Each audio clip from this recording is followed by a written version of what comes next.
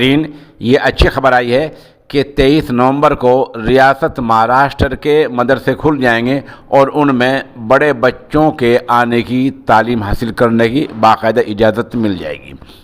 دراصل مہاراشٹر سرکار نے یہ اعلان کیا ہے کہ جو باہر کے بچے ہیں، دارالاقامے والے، ہاسٹل میں ٹھہرنے والے، ان کے لیے اسکول، کالج اور یونیورسٹی کھل رہی ہے 23 نومبر سے۔ اسی کے تحت میں مہاراشٹر رابطہ مدارس اسلامیہ ملحق دارالعلوم دیوبند کے وہاں کے صوبائی صدر ہیں، مالیگاؤں کے رہنے والے ہیں مفتی محمد اسماعیل قاسمی۔ انہوں نے باضابطہ ایک تحریری لیٹر پیڈ پر، جیسے کہ ہم آپ کو خبر میں پیش کریں گے، یہ اعلان کیا ہے کہ مدرسے والے محکمہ صحت کی شرائط کا